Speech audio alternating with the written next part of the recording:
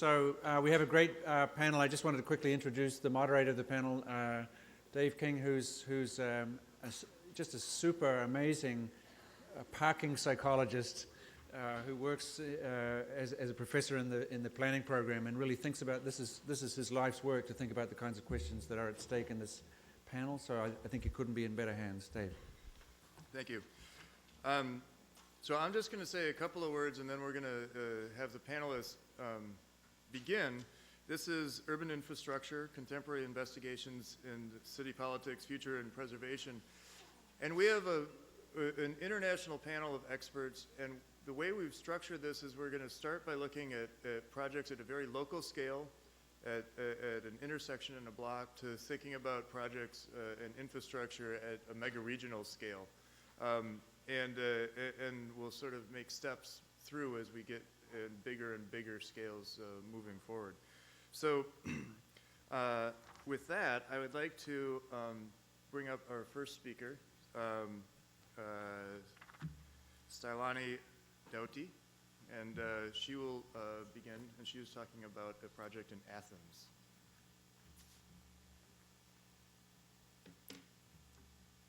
Hello. I'm glad to be back in the Wood Auditorium. I've been away for 4 years now in Athens, Greece, where I've been practicing architecture, and there we have formed the Architecture Research Athens office. And those past years have been extremely critical in the way Athens City has changed. We've passed from a period of an extremely fast and organized growth of the city's infrastructure, such as the metro network, new highways, the new airport, and all that up until the 2004 Olympic Games. And after that, we've seen the decline, where a lot of problems at the smaller scale infrastructure of the city have appeared, problems with the waste management or with the maintenance of all public spaces and buildings. And right now, the financial crisis, it's arriving at its peak, together with the social crisis in the city, also due to huge waves of immigrants for the past 5 years. And right now, we see that the municipality of Athens is completely unable to react to these new pressures. But in the past year, we've seen something interesting happening. Different social groups under different social circumstances have been claiming the redefinition of public space and have actually decided to take matters into their hands in order to improve the basic city life conditions there where the state has failed. So, for example, we've seen guerrilla cleanup tactics organized by a growing volunteers network. We've seen guerrilla gardeners who have taken up public land and have planted and have even gone on with the management and maintenance of those spontaneous public parks through a rotation of volunteers.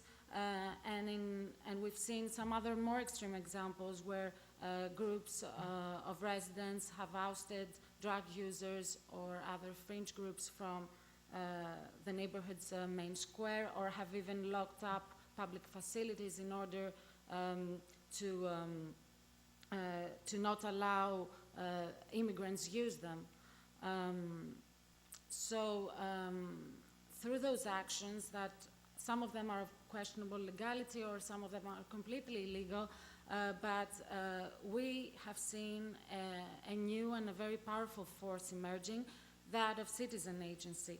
And for us architects is something really interesting, because it's an existing resource right now in our city that could fuel potentially a formalized planning process, especially now that all the other resources are quite scarce because of the crisis. And this is to give you a general feel of the situation right now.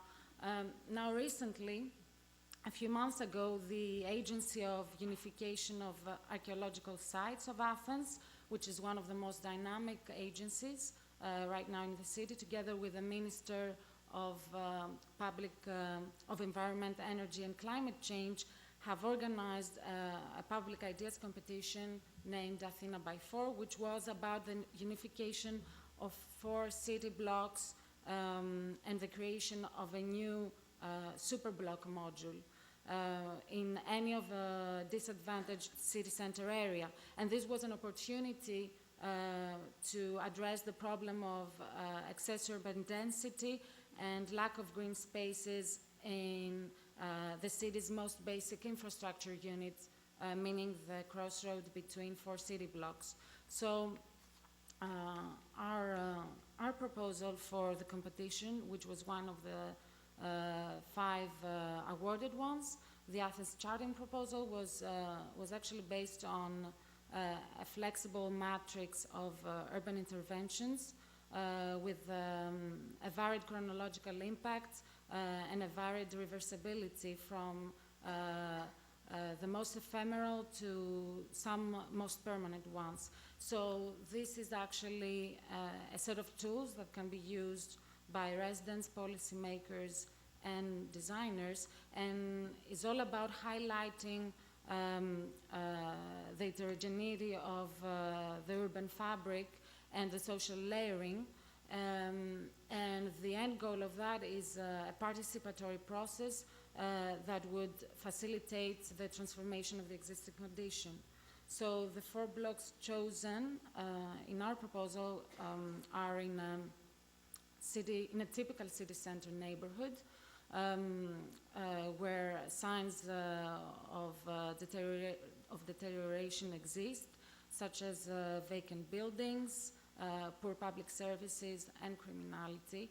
And on those particular blocks, we can first analyze and categorize all the points of interest and all the surfaces that are available to us, and that we can use them in order to bring out the new identity of the new city block. So at first, we have short-term actions that can be implemented at a minimum cost and within a small period of time, such as bazaars, outdoor cinema areas, plantings between buildings, and that will temporarily replace traffic in the city block, and will start suggesting a car-free neighborhood. The most important infrastructure at this phase of the intervention is the info point, which is a lightweight structure at the heart of the new city block, and which is placed to inform the residents about all the events that are going to happen in their neighborhood, and is also the meeting point between residents and the city representatives and the designers in order to encourage their participation. And through this process, all the infrastructure priorities and the specific needs of the neighborhood can be revealed. And after that, we can go on with some other more long-term interventions, such as paving areas, lighting systems, or even underground parking where it's possible, but that would need some strategic funding. This is an overall view of the new urban block, so we can see that all possible surfaces can be used, from vertical party walls to rooftops of abandoned buildings. And once the system works in a block, then we can imagine that we can create a network of those blocks and bring continuities into the city. These are a few images that were presented at some first public presentations in order to start triggering a public dialogue. And this is from the award ceremony, just to show that what started as a project inspired by grassroots urban movements has now taken the first steps into being formalized at the level of social politics. The minister and the president of the agency were there. And that is what makes us now move on and hope that it is through the accumulation of small-scale and low-tech actions that the local infrastructure that the city, the quality at the city center of Athens will improve. Thank you.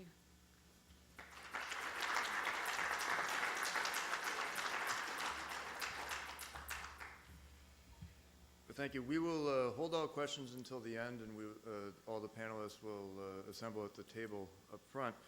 Next, Craig Dykers will be speaking about architectural projects and infrastructure as well. Craig?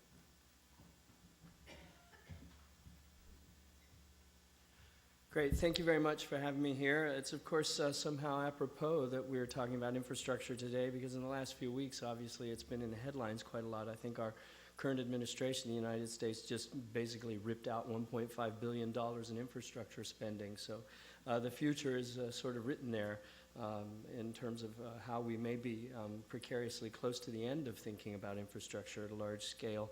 And it's really in quite a lot of the headlines today. So it's a very interesting topic to bring up at this moment. Our office in particular is somewhat unusual in that we are named after a place, Snøhetta. So those of you that don't know of our name, that's very important because we're interested in placemaking as much as we are interested in the traditional understanding of what design is. And from that respect, we are a large group of people working in different disciplines.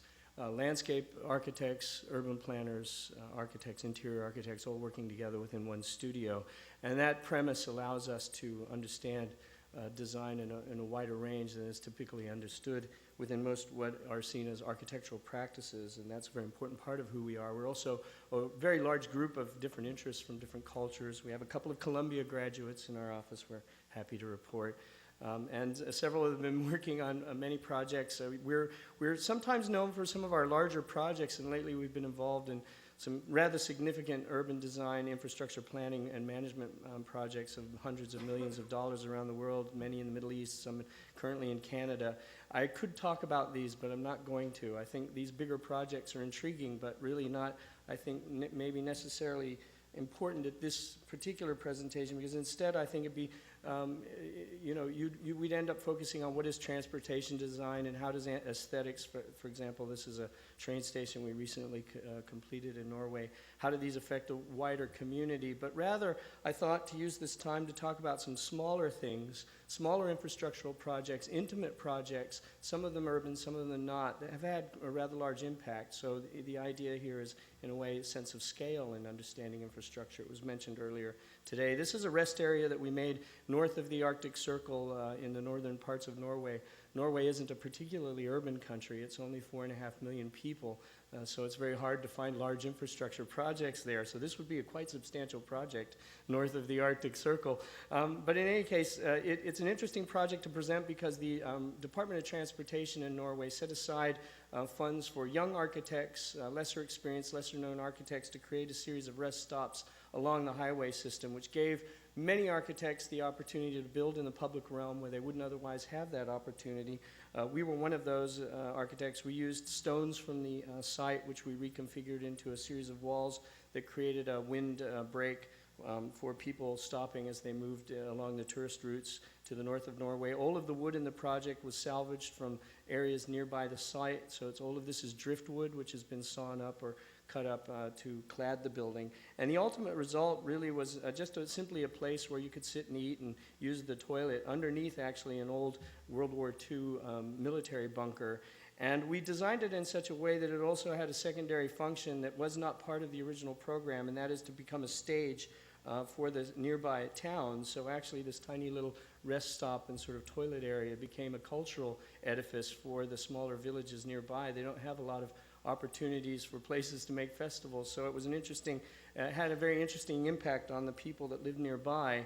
We do a lot of temporary projects, temporary infrastructure projects. This is a band shell just west of Oslo in Norway, and there's something very interesting about temporary projects, and that is that they allow for a kind of cultural stimulation and intellectual stimulation that might be scary if it were seen as permanent. So because these projects are temporary, the citizens of the community experiment a little more. They begin to understand what iconography is in a different way, and they know that it's going down in 2 or 3 weeks, so they don't have to live with it all year. So it sort of opens up kind of possibilities that I think are interesting in terms of infrastructure planning, and we should sometimes look at infrastructure less so as permanent and rather as temporary insertions.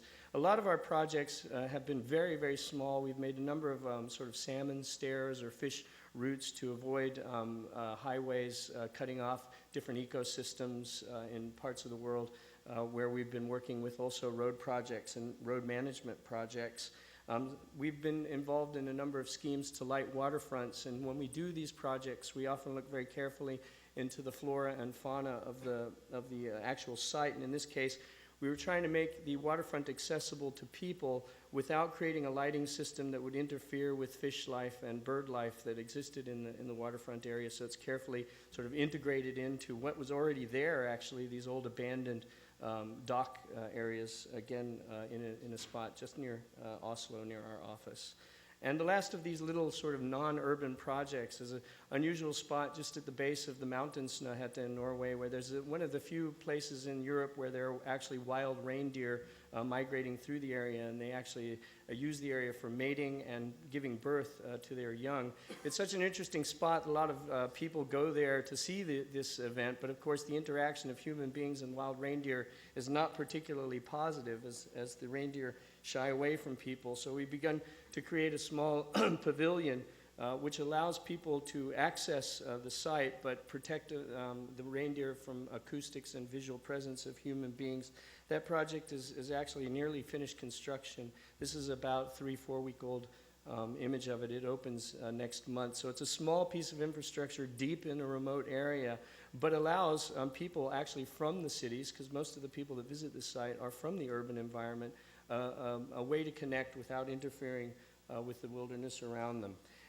In terms of urban infrastructure, again, another small project wanted to show, and that was the development of a small nest, a bird nest, which we began developing a prototype of last year for here in New York City. And this is a kind of insert that fits into a building facade. And we've researched the sort of size and density of the different openings for these nest facilities, and essentially it allows wildlife to re-inhabit places that they have been disturbed or moved away from because of urban development. And these kinds of insertions might be able to create different sorts of microclimates on the edges or sides of buildings that we think would be interesting. A very real project in that same regard, very urban in terms of Norwegian or Scandinavian conditions, is a small student housing facility that exists in the center of Oslo. It had a fairly rugged and not very pretty sort of parking and road area that had a storm sewer under it, and they asked us just simply to repave and make it sort of better and manage the storm sewer under the street in a more direct way. Rather than simply repaving the site, we recognized that really you could bring the storm sewer up above the ground, create, since it was only going to be a pedestrian area, create a new kind of canal system that was based on the collected rainwater of all the student housing. We'd use naturally filtering plants along the edges of the canal to create a sort of relatively low maintenance facility for the student housing area. And it became a very rich place that allowed for a sense of contemplation and a unique connection to nature within what was essentially going to be a hardscape and buried sewer system. The only reason that they agreed to do this was that we had proved that it was cheaper than rebuilding the concrete aqueduct below the ground. So, of course, when things are cheaper, everyone says yes, and they got this beautiful thing as a result of it. It actually is clear enough water that it houses fish throughout the year. We have a part of the canal is not heated, but has bubbles in it to allow the fish to last over the winter, which can be very harsh in Oslo. But they're there all year, and in the summer they move up and down the canal. Another very unusual small project that we've just are working on now is in Guatemala City in Central America, where we were asked actually originally by some wealthy investors to build a new building of some kind. And they said, well, we'd love to have you building here. And we thought, well, we don't really want to make a building in Guatemala City. It would be more important to create some kind of public infrastructure that would help raise the quality of the city before they start thinking about architecture. So we looked at the sidewalks in Guatemala City, which can be rather dangerous and very difficult to maneuver about, and in fact problematic in many ways, because although this is one of the nicer sidewalks, people do often in this economic region have to actually live on the streets, live on the sidewalks, and if the sidewalks remain in this kind of state, then we would have a kind of challenge to try and improve the quality of life. So we proposed instead to build new sidewalks and new benches and a very simple kind of infrastructure in Guatemala City that would be sort of guerrilla style, perhaps similar to the last project we saw in Athens, that grassroots kind of development could create. A couple of nonprofit organizations funded this. We started working with Guatemalan artists, local artists, with the development of these benches, so that not only would there be small-scale investment, but also a range of very, very tiny industries cropping up just to build these benches. They've funded 3,000 of these benches and are going to repave probably 30 miles of sidewalk space to complete this idea. This is one of the first ones, the prototypes that was made, very beautiful. Local Guatemalan artists making an urban plan of Guatemala on the benches themselves, and here's the very proud workers who created the first prototype in a small, it was made in an automobile repair shop on the outskirts of Guatemala City. So really not a big government effort, but a kind of private effort that eventually also made it into the public realm. So the first prototype was shown in the Museum of Mayan Culture, interestingly enough, in Guatemala City, and there's a picture of it in use. And so I'm going to stop with just a couple of things. We're working in Times Square. I know that a lot of you wanted to hear about Times Square. We're redeveloping and reconstructing the infrastructural plateau of Times Square all the way from 40th to 50th Streets. Sadly, I can't really talk a lot about it because we haven't had all the approvals and it hasn't been released to the public, so you're going to have to wait a bit for that. But suffice it to say that we're trying to simplify the ground plane. We're trying to create a place where New Yorkers feel comfortable, as well as tourists, where slow and fast dualities can be combined in a way that is intriguing, and actually looking at it in terms of simplification of all of the different elements, electrical, water, information elements, to a sort of consolidated simplification and creating a sort of powerful identity to calmness in the midst of all this energy as a kind of counterpoint to the bright lights that we often are used to there. We're working on a museum in Mexico, which is also including a master plan in Guadalajara that brings the infrastructure of a university together to create rainwater retention units and dispersal of indigenous plants throughout was originally a very modern and somewhat brutal campus plan. And lastly, the opera, which many of you know, in Norway, was completed after a long study of dealing with about 300 or 400 years of industrial waste. There were 60,000 tons of polluted waste that we had to contain for this project or manage in some way, and the result of this piece of architecture was not only something that became an icon from the cultural perspective, but also reintroduced fish and wildlife in the Oslo harbor that hadn't been there for about 100 years. So we've removed the pollutants from the site, rearranged the ship barriers, the subway lines and pedestrian systems to create a place of natural identity in which had been previously almost untouchable. And last thing I'm going to show, this is it, the Library of Alexandria, and I wanted to close here because there's a very funny story which I'm quite intrigued by. This was a government project, a several $100 million project, which was part of a plan to recreate an identity for an urban plan in Alexandria, Egypt, that was supposed to last 30 or 40 years. The construction site was very complex, and during the construction period, we had a lot of theft. There was really about 40% of the construction materials were being stolen from the site. It was an enormous problem, and everybody kept making bigger fences and making bigger locks on the materials, sheds. But still, stuff kept getting stolen. And after a while, we recognized that the things that were being stolen were actually appearing on the facades of shops all over Alexandria.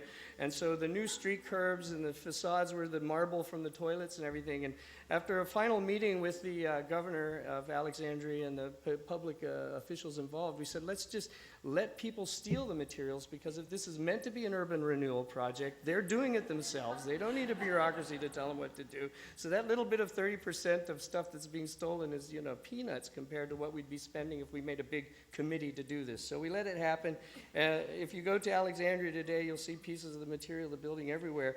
And I think that kind of brought a sort of connection to the project. These are pictures during the Egyptian uprisings a little over a month ago. The people felt so strongly about this building that they formed a human chain around the library. They used the spaces in the street out in front for peaceful prayer. I think partly, maybe in some way, in some small way, due to the fact that half the city was built from stolen materials from the site, and the infrastructure was improved in a rather unusual way. So thank you very much.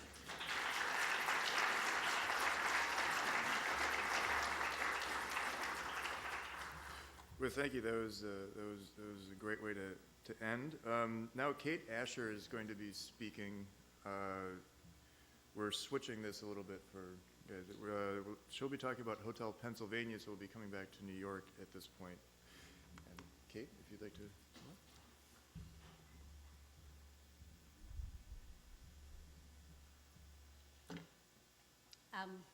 This is going to be so boring compared to that world tour that we just had. Let me start by picking up on two things that Craig said. The first thing is that, I never realized that infrastructure could be thought of as things like birds' nests and, band shells and a variety of other things, because I come out of a sort of an engineering world of building things, and I always think about infrastructure as energy and transportation and really boring, very permanent types of structures, not temporary structures at all. So I'm going to go away and think about all the forms of infrastructure that there is hope for, as opposed to the ones that the president just cut out of the federal budget. But it's actually a really good point to start on, because although this isn't a talk about new ways to fund infrastructure, the sort of underlying theme in this project that I am going to tell you about is really that there are ways to get big permanent infrastructure projects done that may not look like the way we used to do them. And this is a great example of how the private and public sectors can work together to actually get very traditional infrastructure projects done, mainly because the public sector has no money to do them. So this, what you see, I'm not going to go spend a lot of time on the building itself, but this is a project to put up a new skyscraper to replace the Hotel Pennsylvania, which is just sitting across from Penn Station in Midtown Manhattan. The building you see there does not exist today. It is the Hotel Pennsylvania, and it continues to operate as a somewhat shabby but functional hotel. This project actually made its way through the city planning process here in New York last year, much to the consternation of the folks who own the Empire State Building, because they complained very late in the day that this project was going to ruin the views of their building and that their building was so iconic. And then this rather lovely building, or at least I think it is, that Raphael Pelli designed was really a travesty and shouldn't be allowed to go up. It is not taller than the Empire State Building, but only by a little bit. It's about 6 feet shorter, and it was purposely designed not to challenge the height of the Empire State Building and thus engender a whole nother round of opposition. But it is a very big building. It's 2 million square feet zoning, 3 million gross, so it's a big building. It's meant as a corporate headquarters, and it was designed originally for Merrill Lynch, when there was a Merrill Lynch, and when Merrill Lynch wanted its headquarters to potentially move to this site. In fact, there was an MOU that they were going to move, and they already had taken a fair amount of Raphael Pelli's time in designing their corporate headquarters. And as you can see on the bottom, there was a podium, there was going to be trading floors, and there was going to be an awful lot of office space on top. The reason we're focusing on it, though, is because this project allowed us to actually delve into the world of infrastructure and do essentially a subway bonus deal with the MTA to get the floor height that was needed to achieve what Merrill Lynch wanted, which was a very big building. So the genesis of that is that a deal to construct some infrastructure improvements for the MTA and for the city really allowed the developer, in this case it was Vornado Realty Trust, to acquire rights to build about 500,000 square feet of office space that it would not otherwise have had. And that's really what this project is about. In some ways it's about how infrastructure and building design come together in a very specific project to influence one another. And that's really what this is about. For those of you who aren't from New York, this picture probably won't help you. But the idea is that I was told I could only have like 6 slides. So, I really tried to skinny it down. So the site you see in red is the development site, which is called 15 Penn Plaza. It is where the Hotel Pennsylvania sits today. Across from it, you see this great hulking Penn Station, which although there is nothing beautiful any longer on the site, it is probably it is the nation's busiest commuter hub. It not only serves Amtrak with its Washington and Boston service, it serves the Long Island Railroad, which is all of Long Island and the nation's biggest commuter railroad, New Jersey Transit reaching out to New Jersey, and 14 subway lines between 7th Avenue, 8th Avenue, and 6th Avenue. So it is really the center of the world, and if you want to talk about transit-oriented development, this is the place to put a gigantic corporate headquarters because nobody will drive here. Nobody will drive here. Okay. Okay, so I want to really focus on the transit improvements.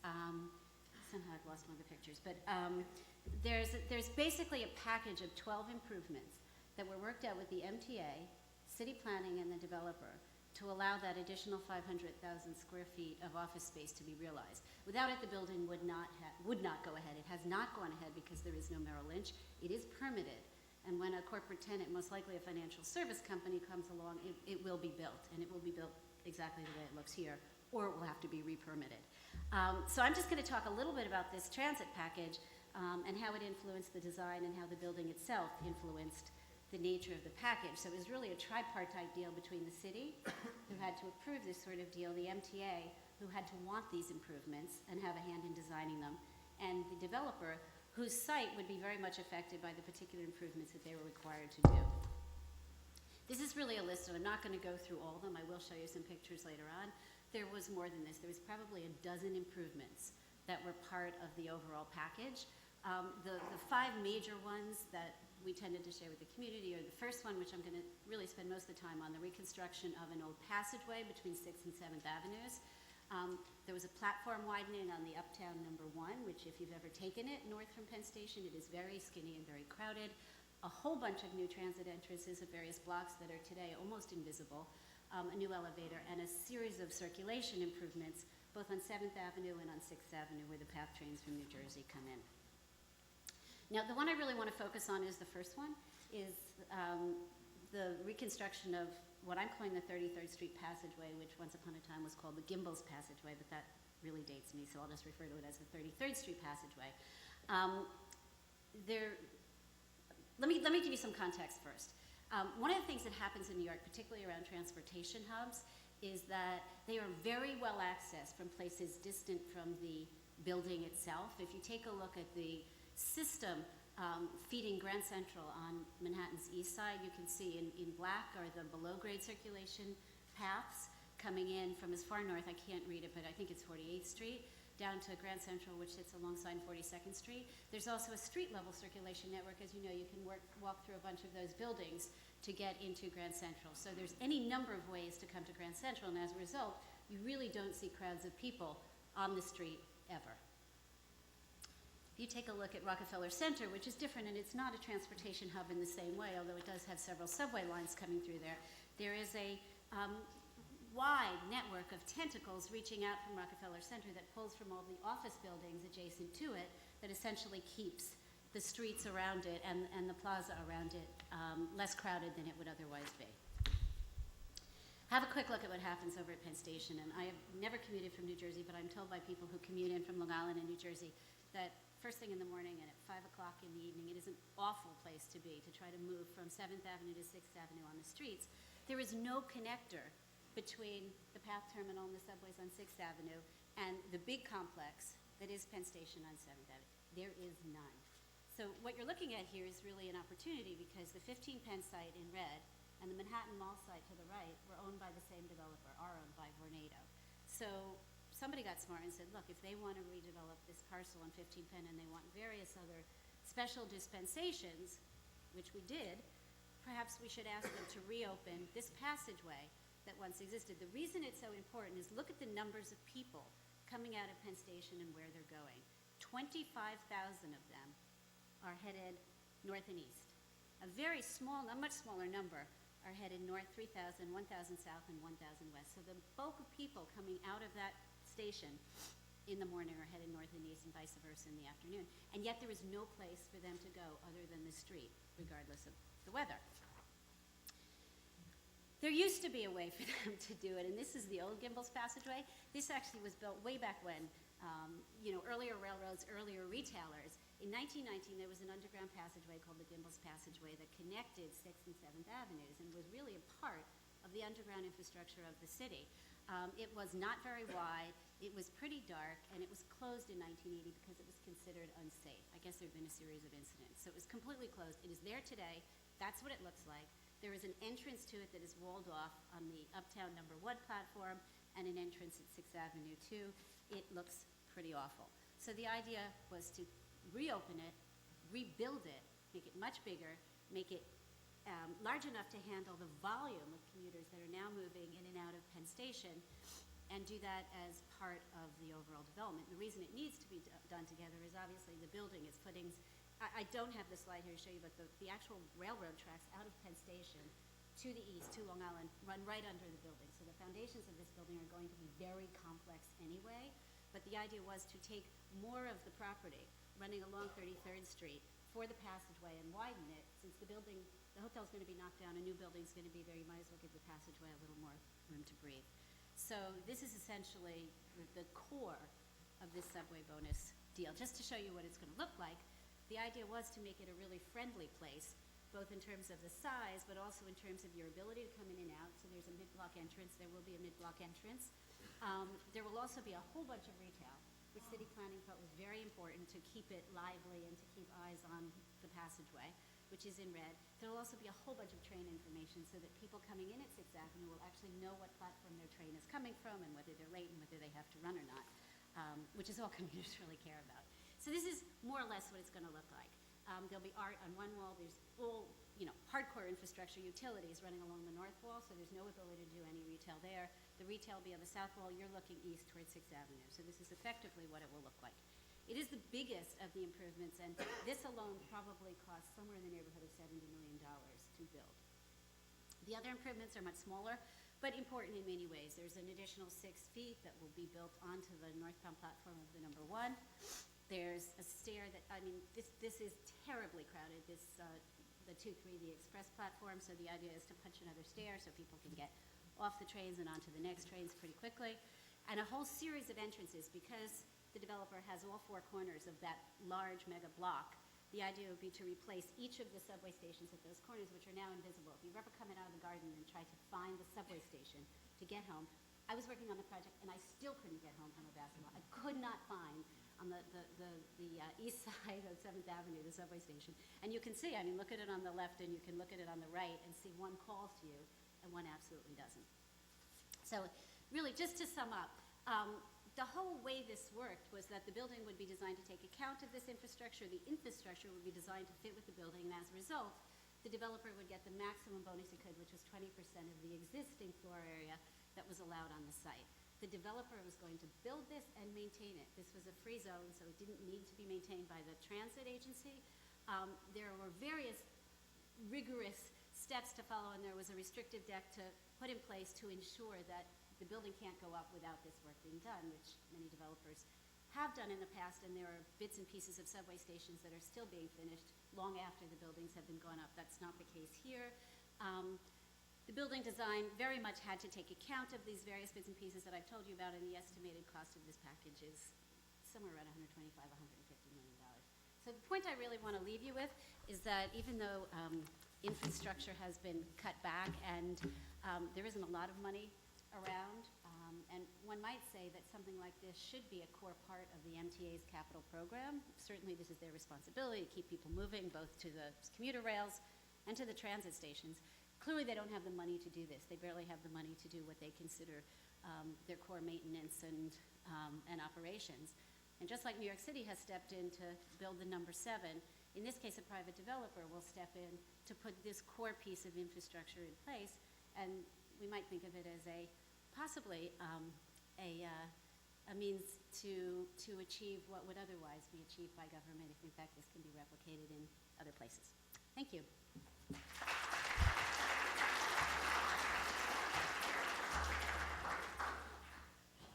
Thank you. That was it was great. Now, Deke Peters is going to talk about train infrastructure, or train stations as well, but she's going to be going to Germany to talk about. That's not me. Can we switch this?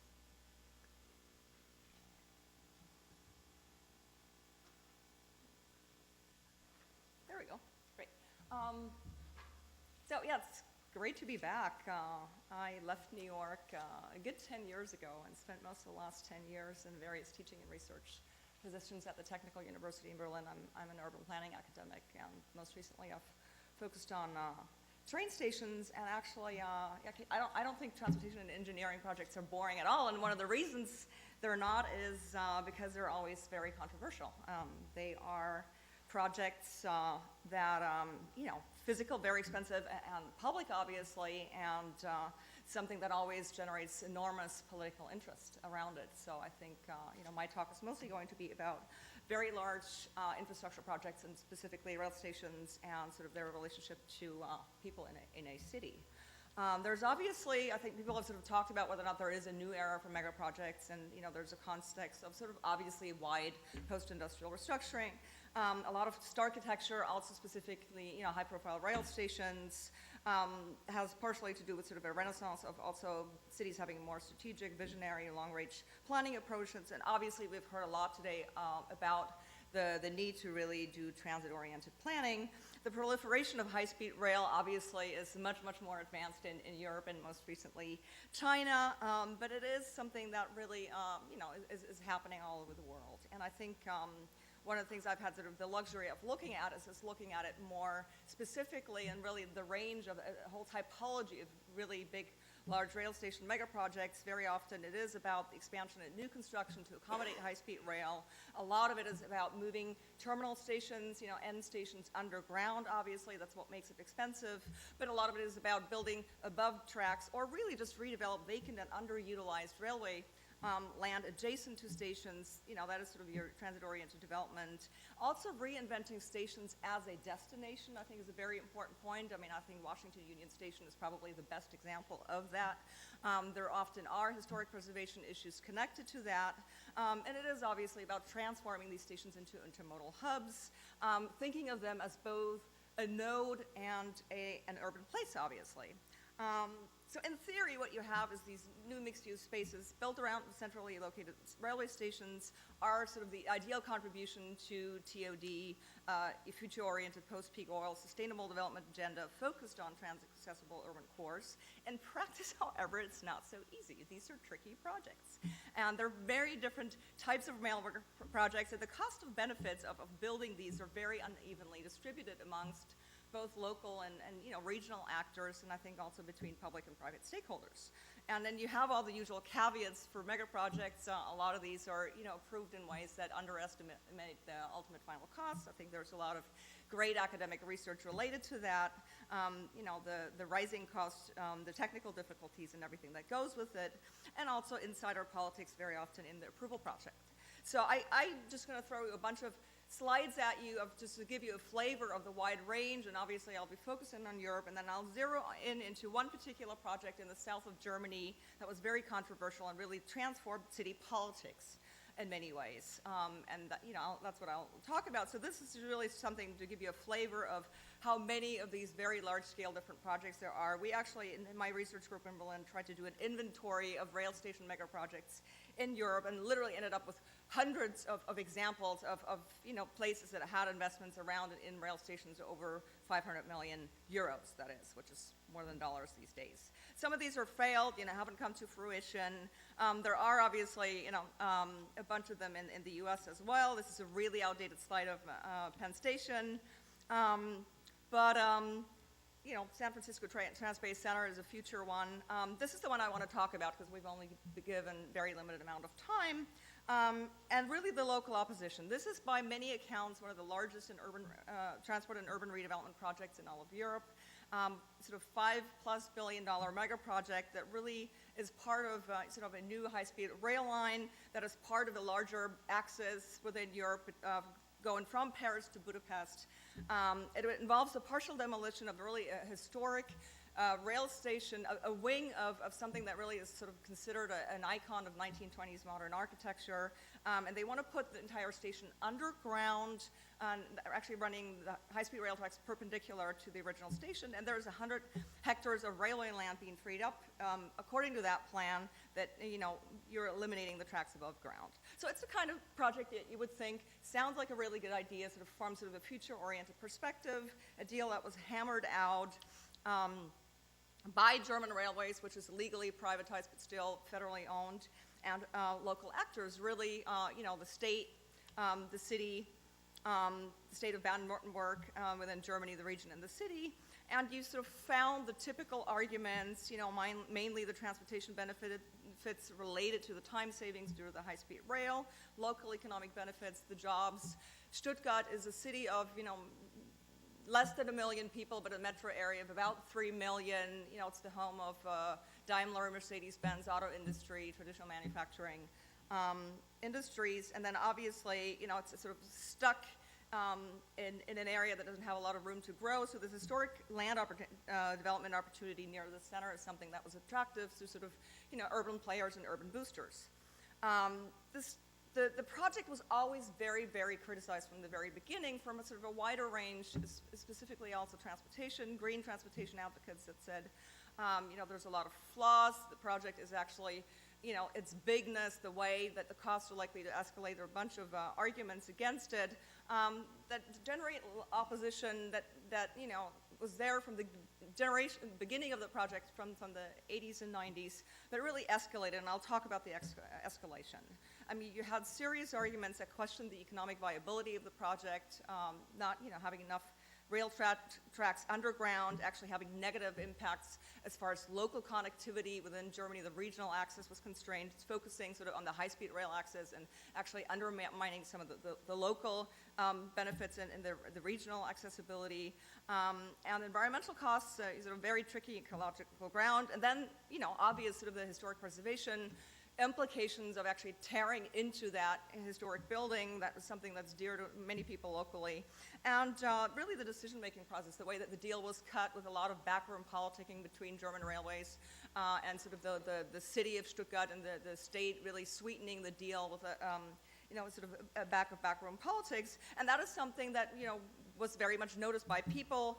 Sort of historic elections that happened, local elections in the city of Stuttgart actually catapulted the German Green Party as into the strongest political force. I mean, you sort of have a political spectrum where traditionally you had two main parties equivalent to sort of Democrats and Republicans holding most of the vote and sort of main majorities. It completely changed things at the local level. And interestingly, really, opponents had a very detailed alternative plan of keeping the existing terminal station and just, you know, making it more efficient, still making new land available for building, but improving sort of the terminal station to something. So a very detailed solution there. And the movement really grew, and opponents included nationally known figures, actors, and you had these Monday mega demonstrations. It really became almost a new way of life for people in Stuttgart. And that's kind of the amazing thing about this, the momentum that grew around it. And things really grew to an all-time high last summer when construction was about to begin and people sort of came in and were going to, you know, the shovels and the equipment was moving and tearing into that building. And it was something that was almost unheard of and really sort of, it was a game changer because you ended up, you know, with German Railways and city calling in the police, and the police violently squashing opposition and really hurting ordinary citizens. I mean, I'll show you pictures in a moment of really these pensioners and kids demonstrating and taking ownership of their city and saying, this is not something we want. There's arguments against this. And they had to have a temporary construction halt and started something that was, again, you know, another new sort of public mediation talks that were held in this last fall. Sort of an iconic figure in German politics presiding as sort of the mediation chairman, and ultimately just came up with sort of an improved version of the project as the mediation outcome, and demonstrations really continued. So I think, you know, pictures speak more than 1,000 words. I think that it was something that made national, to some extent, even international headlines. So like, here's a rail station megaproject that seemed to make a lot of sense from the outside when you hear the first arguments, and people locally taking it apart and saying, There's so much that doesn't work. You know, there are better solutions to this. And the people really out in the streets, you know, for weeks, mass demonstrations all over, and having a real outcome, because state elections were held very recently, just a couple weeks ago at the end of March, and again, completely, really ultimately changed not just urban politics, but state politics at the level, because this project is so amazingly controversial. This is people at the mediation talks, which were televised, you know, basically the nation was following this on sort of public access channels. So I think it's a really interesting example of, you know, how people need to be involved in megaproject building. I mean, it could be a rail station, could be anything else. But it really, the project became a cornerstone item in the political campaigns for statewide elections. And the Greens, the German Green Party, and the Social Democrats promised a public referendum on this project, you know, going back. And the election ended up once again being a landslide victory for the Greens. I mean, a major German state for the first time is going to have a Green governor, something that's kind of unheard of ever before. There's been revised cost estimates, sort of predictably. They're nearing the breaking point. So things are really in an interesting state right now. And the fate of the project is, to some extent, actually unsure. So we can sort of talk about the power of the people. Stopping it now obviously will be costly. There's legally binding contracts, there's land development deals and everything else around it. So, you know, between the railways and the government, so it'll be tricky. But I mean, this is sort of, you know, that's kind of how historic this item has been, you know, sort of catapulting political force actually into government. So we'll see what happens. But I'll sort of leave you with that as a sort of one particular example of something that I think we really need to take a fresh look at. Infrastructure mega projects and grassroots resistance. Not just, you know, grassroots activism at the local neighborhood scale, but in direct relationship with these very, very large scale transformations that we're about to undertake in our cities. And I think what happened there, the story of you know, hundreds of people out in the street, is light years beyond sort of what you have for typical NIMBY opposition. I mean, if you think there's been opposition to, you know, Atlantic rail yards, you saw the pictures, it's like this is on a different scale here. So I think there are deep repercussions already. Germans are sure for the formal and informal approval processes for infrastructure megaprojects in Germany. And I think the public scrutiny really these costly megaprojects need is something that forces a new kind of transparency in the decision making. So it's really more about the governance of these things. But yeah, that's what I had to say for now. Thanks.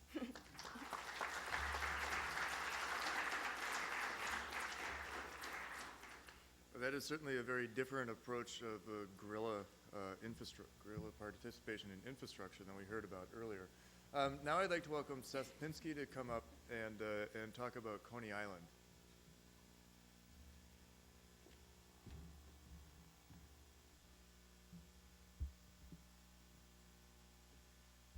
Good afternoon. Thank you very much for inviting me here.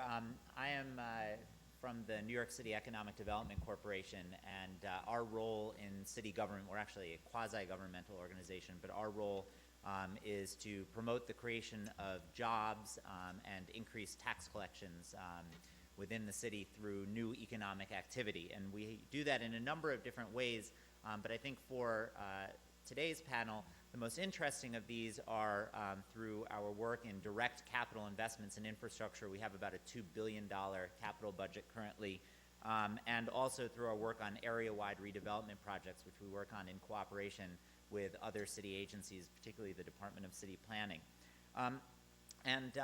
This is a little bit of an uncomfortable position for me, but I feel like I'm here as the good news presenter. Because we, at least in New York City, remain focused on making infrastructure investments.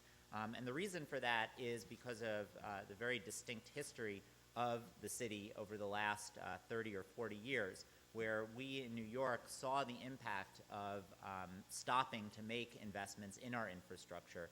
The decisions that we made in the 1970s and the 1980s turned out really to be disastrous. And it took us decades and billions upon billions of dollars to climb our way out of that hole. And we know that the world that we're operating in today is only more competitive than the world that we've operated in over the last few decades, and that as we stand still here in the United States, other nations and, in the case of New York, other cities are making incredible investments in their infrastructures, and we can't afford to be left behind. And so we in the Bloomberg administration are continuing to invest. The next 4 years, our capital commitments are about $30 to $35 billion. By the end of the mayor's 12 years in office, it's projected at this point that we will have spent $100 billion in city capital to renew our infrastructure. And our definition of infrastructure really is a broad definition. It ranges from very basic infrastructure like pipes and wires and bricks and mortars to broader definitions like amenities such as new schools and parks and cultural institutions, as well in some cases as entire new neighborhoods. And that's really what I wanted to focus on today, was an example of an area-wide redevelopment. And in this case, I wanted to speak about Coney Island. And Coney Island is, I think, very well known to people around the world. It was once referred to as the People's Playground and would attract millions of visitors each summer. But over the course of a number of decades, through disinvestment, as well as what I think turned out to be poor public policy choices, the amusement district in Coney Island and the neighborhood more generally declined. And what you can see here is that between 1910 and 2009, the amusement district had shrunk from over 100 acres to only about 3 acres. And the other thing that's important to understand about Coney Island is that this neighborhood is more than just an amusement district. It's also home to 50,000 people, and many of those people were and remain quite impoverished. Just one statistic to illustrate that: the unemployment rate in Coney Island runs about twice as high as the unemployment rate citywide. So the administration recognized the necessity of revitalizing the neighborhood and so launched an ambitious rezoning plan several years ago. And the goal here was to create an accessible urban seaside park with significant public-private investments to transform the local neighborhood. And the first step in this, and coming back actually to a point that's been raised a couple of times about the importance of having community involvement, the first step was creating a new development corporation called the Coney Island Development Corporation in 2003, which was formed in conjunction not just with the administration but also the city council and the Brooklyn Borough president. And the CIDC, the Coney Island Development Corporation, held over 300 meetings throughout the neighborhood involving literally thousands of people to get their input. And out of those discussions, what was developed was what you see here, which was the Coney Island Strategic Plan in 2005. And in New York City, unlike perhaps in Stuttgart, we have a very public approval process through which developments like this have to go. And so in addition to all of the meetings that we held in advance of the public process involved discussions at the community board level, at what's called the borough board, which involves the borough council representatives as well as the borough president, and then the city planning commission, and finally the city council. And in 2009, the city council, in the last act of the process, overwhelmingly voted to support this major rezoning effort. And as a result of that, we're now ready to move through our next 3 steps. We have 3 goals, really, for Coney Island, and that is, as you can see here, to transform the larger neighborhood, to transform the amusement core, and lastly, to create jobs and attract investments. And so let me just take each of those in turn. The neighborhood transformation is largely happening in the north and west portion of the redevelopment. To orient you, the beach is at the bottom of the page. What is to the right, if you're looking at the screen where the words "in the works" are, is a minor league baseball stadium. The area to the left of the baseball stadium on the west side is largely abandoned lots right now that are used for bus parking, and the area to the north is a series of abandoned lots as well as low-scale development. And the goal here was to foster the redevelopment of the vacant and underutilized land. And the goal was also to provide opportunities for new and affordable housing and to create a broad range of neighborhood retail and services which would allow the residents of Coney Island to access these services without having to travel the long distances that they currently have to, and also create jobs in the community. And of course, a key to any redevelopment like this is infrastructure investment. We now have about $140 million in the city's capital budget to redo the entire sewage system, which for years has been inadequate in Coney Island and has been one of the main hindrances to the redevelopment of the neighborhood. We finished what's called an amended drainage plan working with the city's Department of Environmental Protection, and our goal, we're in design work now, but our goal is to begin work on that portion of the project in the coming year or so. We're also making progress on some of the above-ground redevelopment. We're going to be breaking ground this summer on a project called Coney Island Commons, which is a down payment on the affordable housing goals of this project. It's about 100 units of affordable housing and a 40,000 square foot YMCA, which is the first YMCA actually in South Brooklyn. Eventually, the project will result in over 500,000 square feet of neighborhood retail, as well as 4,000 to 5,000 units of housing, about 900 of which are to be affordable. The second goal of the project is to grow and support the iconic amusement core. And here the goal is to create what, from the 3 acres that basically were left of the amusement core, a 27-acre amusement and entertainment district. And what's particularly important about our plan is that the goal is to make it active not just during the summers, but during the entirety of the year. And we're hoping to honor the past, but also build upon what's there to end up with a new amusement zone, which is going to be reminiscent of what people think of when they think of Coney Island, but modern in many ways.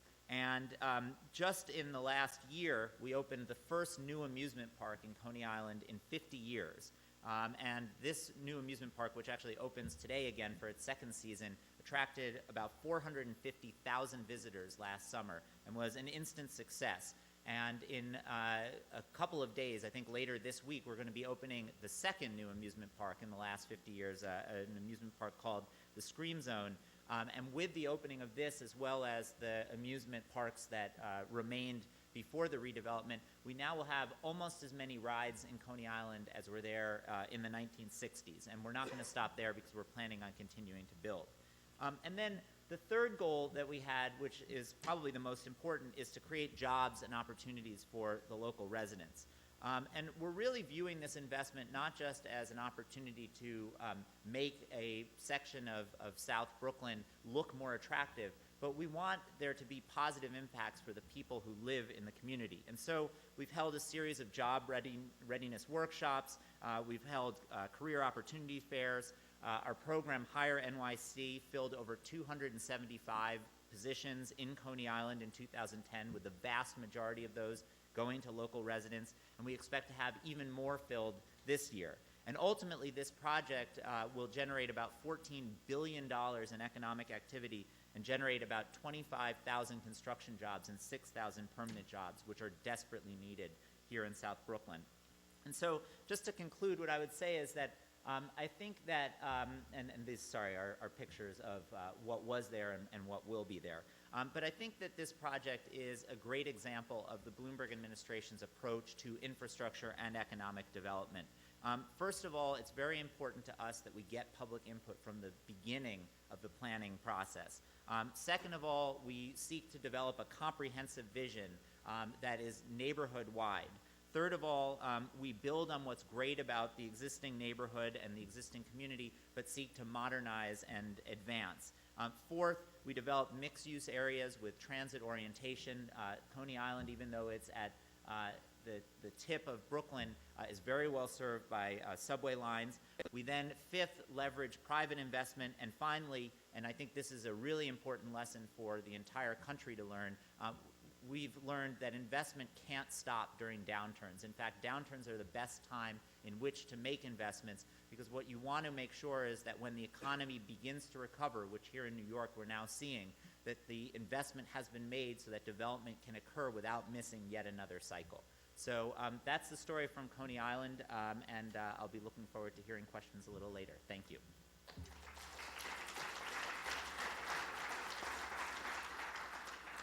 Thank you very much. And now I'd like to introduce our last speaker, Rob Lane from Regional Plan Association. Great, and advancing is just here? Okay, so we're going to turn the fire hose off in about 7 minutes. You guys must be reeling with all the amazing stuff that we've been looking at. The beauty of a 7-minute presentation is that you can raise a lot of questions and you also don't have to answer them in that same time frame, which I love. And if we're lucky, we'll run out of time and I won't have to answer them even afterwards.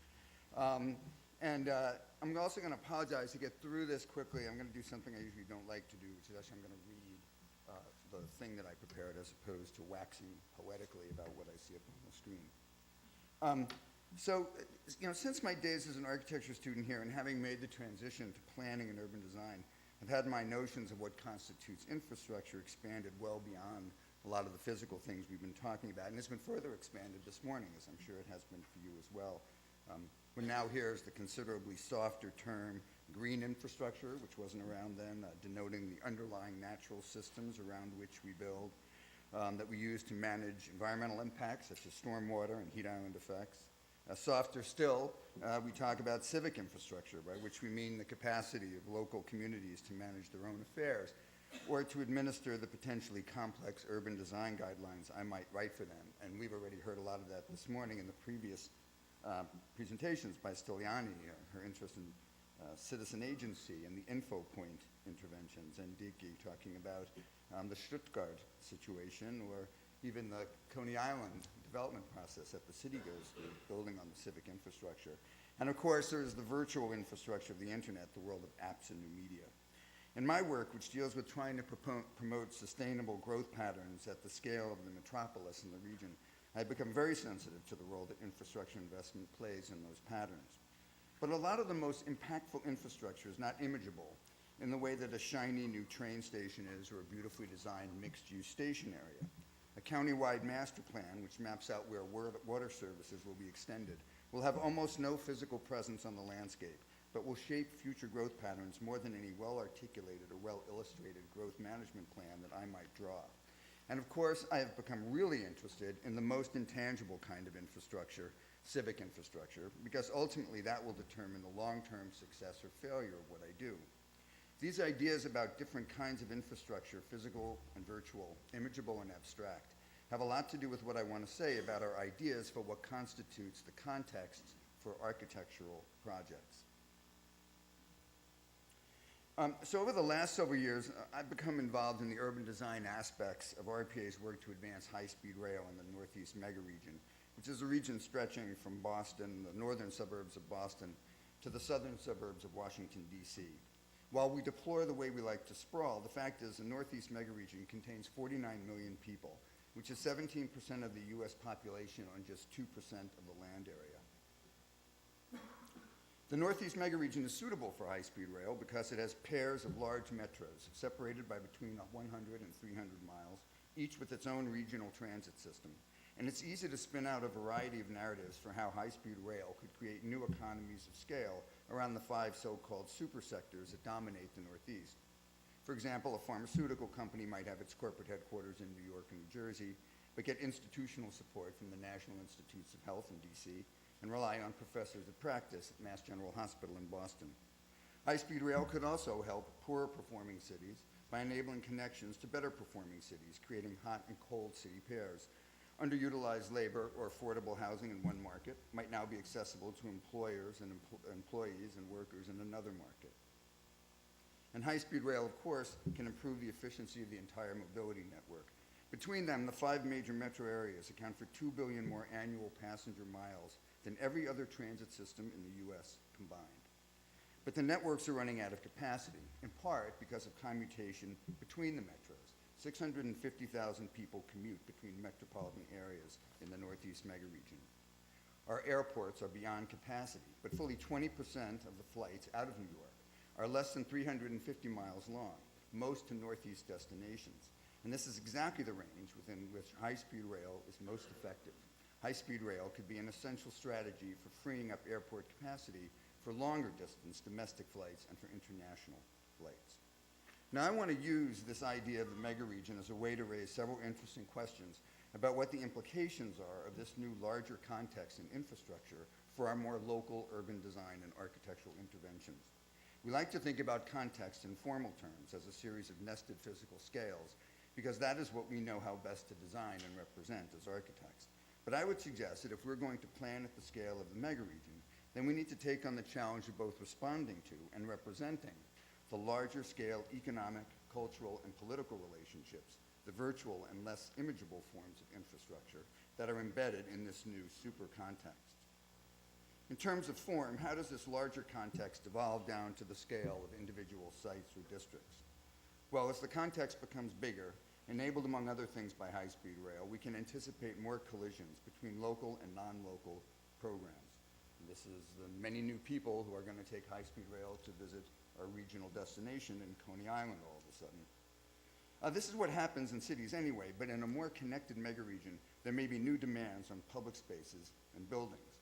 Public spaces may have to accommodate larger numbers of people and more diverse programming.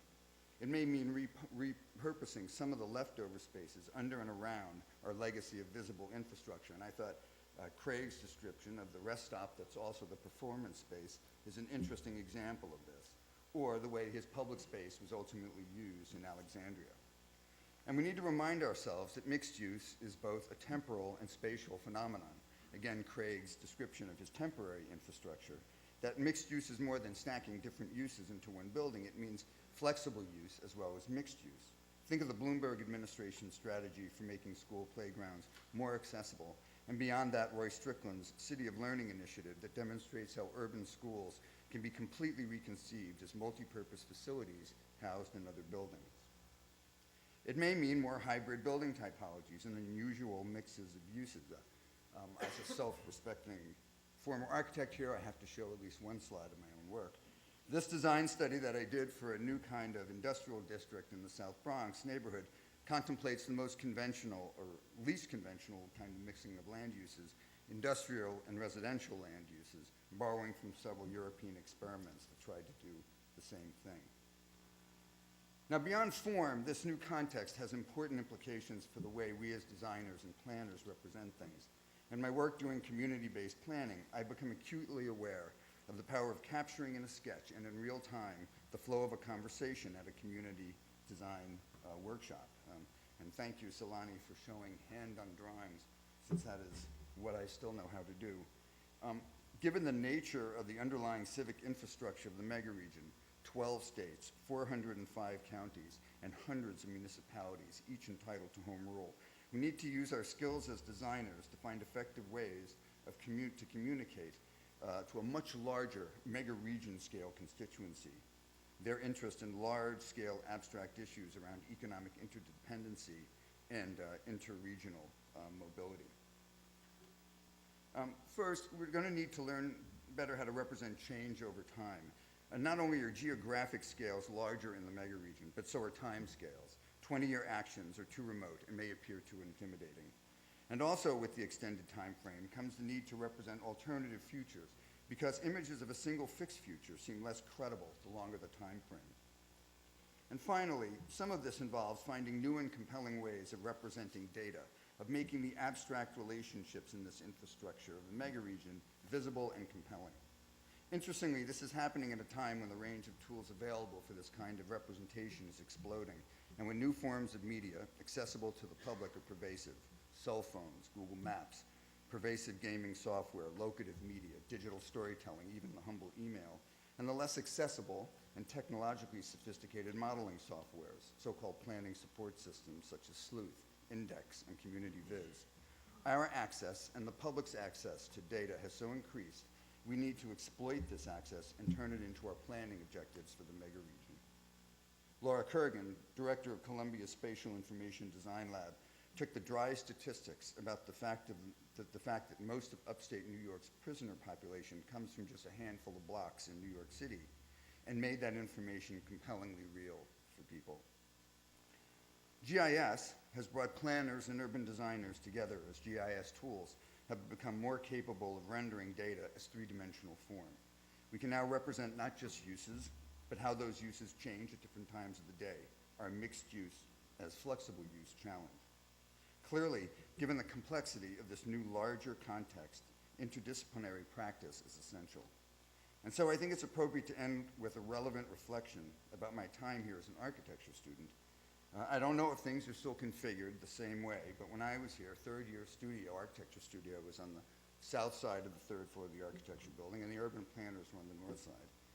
And I could count on one finger the number of times that I walked across the hall to find out what the planners were doing, and I don't remember seeing any of them in our studio. So on this Alumni Day, I'm going to assume that that is one of the many things that have changed for the better since I was here. Thank you.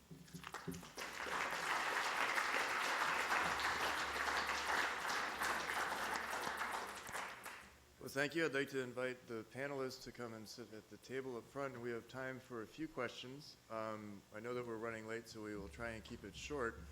I think one of the things to highlight as the panelists are coming up, it's pretty apparent that when thinking about projects and thinking about infrastructure, it's important to involve the public because the public is going to involve themselves if one way or the other.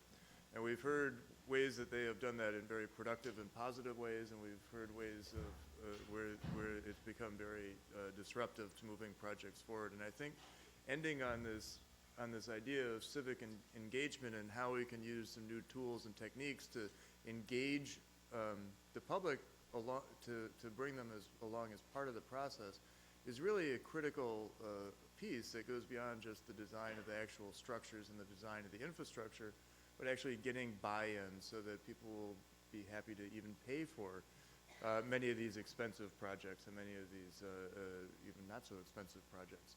So with that, I'd like to open it up to questions, and if you have questions for individual panelists, you can identify them directly. Otherwise, it can be to the panelists overall. We have a microphone coming down here, please. I have a question concerning the Coney Island project. There was once this argument raised by Rem Koolhaas that Coney Island was a testing ground for whatever happened in Manhattan. So I'm wondering how this rebranding of Coney Island right now will affect Manhattan or the rest of the boroughs, let's say.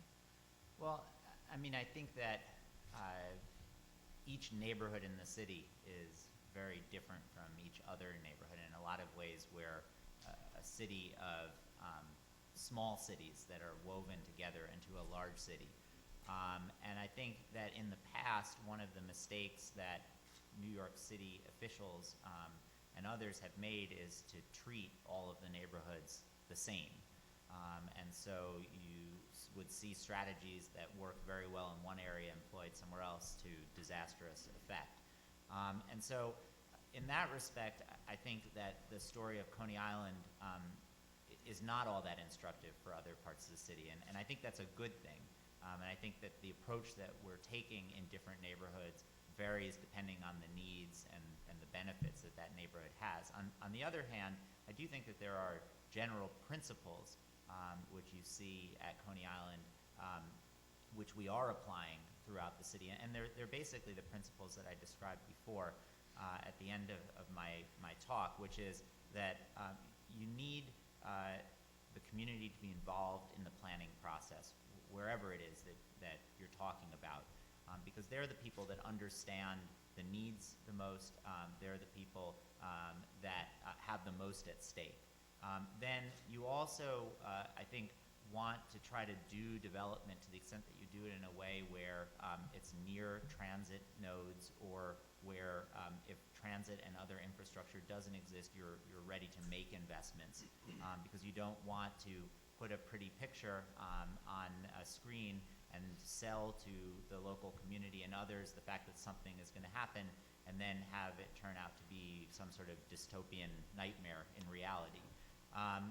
And then I think, lastly, what we need to do, especially in this day and age in this country, is to develop projects where the government is making investments, but the goal of those investments is to spur many times greater investments on the part of the private sector. That leverage is what allows us to do mega projects like this, even in an era of fiscal austerity. And so even though the specifics of how you apply those principles may vary greatly when you apply them in another area of the city. The principles, I think, are consistent throughout all 5 boroughs. And I think if you look at the major projects that we're doing across the 5 boroughs, you'll be able to find those core principles at work in all of them. There's a question right here. Question generally about infrastructure. I came to New York in the 1970s, came through the school here at the beginning of the 80s, joined government in the 1980s as coming out of the fiscal crisis. Koch began rebuilding. We rebuilt housing. We spent more money on parks in 10 years than the National Park Service did nationwide. We have a commitment to infrastructure in New York that has been focused historically then on rebuilding what we had and only incrementally building more. We look in awe at places like China and the resources and, quite frankly, the authority that they have brought together to create these mega infrastructure projects. I think what I heard from lots of the people here is both a question in other places of mustering the resources local to governmental and gathering the authority through a multi-voiced governmental process to focus those resources on a particular project. I think you're all wrestling with this. I guess the question is, what are those challenges that you see, and what are the techniques that come available both to gather resources and, call it authority for a better word, the will, the consensus to push these things forward? And I'm happy to hear about that at any of the scales at which you've been working. No, I think it's a great question. And I mean, obviously the China example always comes up. And I mean, there's definitely a lot of the amazing infrastructure that has been built, the high-speed rail, anything. It's sort of it's both a testament to sort of the Chinese can-do spirit in building things, but obviously we all know that public input is not a strong point in sort of what has been built. So it's not something that we want to take and say, let's sort of move the Chinese direction as far as sort of process input is concerned. So I think you need to be very, very careful. And I think that's sort of also the core of my presentation was really struggling with that. I mean, how do you have a constructive dialogue with people who are likely to be opposed to whatever project you're trying to build? And I think there is a very, very big difference between sort of having general just outreach and information versus actually bringing people into a process and making them part of a decision making. That's very, very different. I mean, the Stuttgart example, I didn't talk about it, but they have one of the most glossy PR campaigns going for years. I mean, no citizen in Stuttgart could say they weren't informed about the process. It had been like a permanent exhibit, multimedia presentations. I mean, they were informing the public about what was going to happen. But of course, that didn't really appease the critics, and nor did it really wake up most of the people until the day that the construction workers showed up to tear into the wing of that building, right? I mean, that's a very, very different thing. But I think what is important is sort of the level of expertise that people can bring to projects these days. I mean, the opponents of that project were really some of the prime experts at major environmental institutions, nationwide architects, people who really were able to give constructive input into an alternative for a mega project that had been years in the planning process. And really people came up with better numbers and really ultimately, mounted a challenge to a project that had sort of been expert planned without that benefit of the input. And the publicness of it was sort of mind-changing. These mediation talks were not mediation talks behind a closed room. I mean, that was on the front page of every newspaper. The slides that were presented between these experts and other people were something that was talked about nationally, and that really changed the whole spirit, and I think it will have impacts for future projects. But publicness, I think, is a big issue. I was just going to say something about the Stuttgart project. I think it's an interesting example. For me personally, I'm born in Frankfurt, and much of my childhood was spent in central Germany. My aunt lived in Stuttgart, and so when I was a young boy, I used to spend a lot of time in the Stuttgart train station. And I think probably that particular project, more than any other, is maybe very unique in the sense that people had a specific identity attachment to that train station. And I also learned about it in architecture school. So in a strange way, the architecture is overwhelmed the process. I think a similar idea would be the World Trade Center towers here in New York City, which were not particularly well loved when they were there, but when they were torn down, they suddenly become this kind of having their own identity. So I'm curious as to whether or not the Stuttgart problem is related primarily to the specifics of that building, or if it's something that you feel would be recreated if that railway station really weren't all that nice. I think it was one piece in the puzzle, but I think the environmental challenges were equally as powerful, the arguments that were there. I think it was the most visible public image, you know, I mean, that's what I showed you, right? I show people sort of tearing into it. It was sort of the boiling point, but certainly not what brought most of the people together. I mean, I think, yeah, people have memories. I think that's true for a lot of buildings. And it's more difficult to mount opposition to something that's not there yet. Yeah, no, it's a great comment, obviously. We have a question. I had just one other thought for Steve's question. I mean, two things, because obviously transit-oriented development at the regional scale, and now we're wrestling with it at the, the mega region scale. I mean, I think there are two things. One is you have to demonstrate, there's a big education process of demonstrating for people what the overlap is between their own parochial interests and the larger scale thing that you're trying to do. So, when I go to a community in New Jersey to talk about transit-oriented development, I don't necessarily talk to them. I'm not trying to convince them to take a bullet for the region. I'm sort of looking at what they are interested in and then show them how this intervention can address enough of those issues to make them, happy about the project. And then the other thing, I think it has a lot to do with how the intervention is framed. Public transportation, the kinds of effects that high-speed rail would have in the Northeast can be framed as kind of equity issues, which appeals to a certain audience. To me, what I don't understand is why those of us who are advocating for it haven't been successful framing it as a national defense intervention, which would, or an all-out land grab money-making thing, which it also is at some level, right? So to me, a lot of it has to do with how the agendas that you attach to these big infrastructure projects affects entirely who you can get as an advocate. And I think it's amazing that somehow we haven't convinced sort of the more conservative end of the spectrum that investments in large-scale transportation infrastructure are national defense investments. Because ultimately they are. That's their impact. All right. If it's a Yes. very quick question. Okay, we have to this is a wrap up. question for Craig Dykers. A small country like Norway, 4.5 million people, puts miles and miles of its infrastructure underground every year. And one of the great unsung projects of the late 20th century was taking 70,000 cars and vehicles a day, putting it under Oslo, and actually creating a waterfront that was accessible to its municipality, through its residential areas and so on, the Great Waterfront Park. We've tried to do this in New York for the last 15 years. Places like the World Trade Center didn't work. Brooklyn-Queens Expressway, about 1.5 miles, which would be similar to the Oslo project. Why can't we do this in New York City? I'm glad you asked. Yeah. It's good you asked him.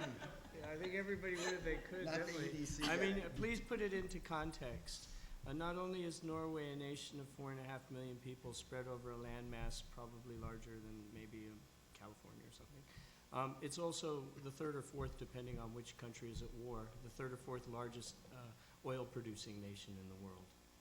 So when you have that much money and that few people, that certainly changes the equation. The second thing is, to put it into context, is that Norway has aggressively sought to remove the automobile from its primary and daily use and daily activities. And they can maybe more easily afford to do that because of the particular structure of the company, of the country. Company is probably more accurate, yes. The other aspect is that that kind of aggressiveness is not hollow. They really do provide alternative forms of transport transport in a fairly direct way, complementing the removal of cars. But the main thing is that the removal of cars comes first. So the National Opera, for example, which is part of the waterfront development that you're talking about, can accommodate up to 5,000 people plus 500 or 600 people working there, and there's not a single parking space for the entire building. And nobody complained. So there's I think that, the context really answers the question. Yeah, and the only thing I would just add is that we are very aggressively redeveloping the waterfront throughout the city. And I think a lot of it gets lost because we just have so much waterfront land. But whether it's Governor's Island or Brooklyn Bridge Park or the amazing Hudson River Park, where we're going to be opening the first phase of a new East River Esplanade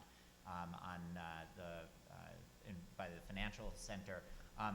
We're making aggressive moves to try to reopen the waterfront and other parts of the city to pedestrians and to bikers and other users. We're also expanding our transportation network for the first time in generations. We're building an extension to the 7 train. We're building the 2nd Avenue subway. We're building a new tunnel that will bring the Long Island Railroad into Grand Central Station. We're opening a new ferry service on the East River, and the list goes on. With respect to the point about taking an aggressive stand against vehicles, this administration actually did in fact take such an aggressive stand with its congestion pricing proposal, which I think would have radically changed traffic and transit use in the New York region. And unfortunately, that proposal ultimately was defeated in Albany. So that may be the place to look when you're asking that question in the future. Well, great. Well, thank you very much to the panel.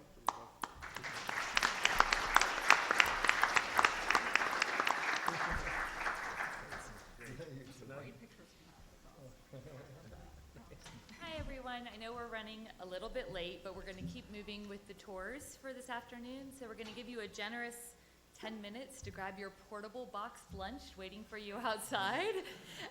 There is going to be a preservation panel on the Croton Aqueduct across the hallway in 114, starting in about 10 minutes. If you want to go on the Diana Center tour, it's going to be gathering in the back of this auditorium and heading on over. And then if you want to go on a tour of the Mineo building, it's gathering on the steps of Avery. So again, grab your lunch, and we're going to start back here, not to contradict the dean, at 3:30. All right, see you then.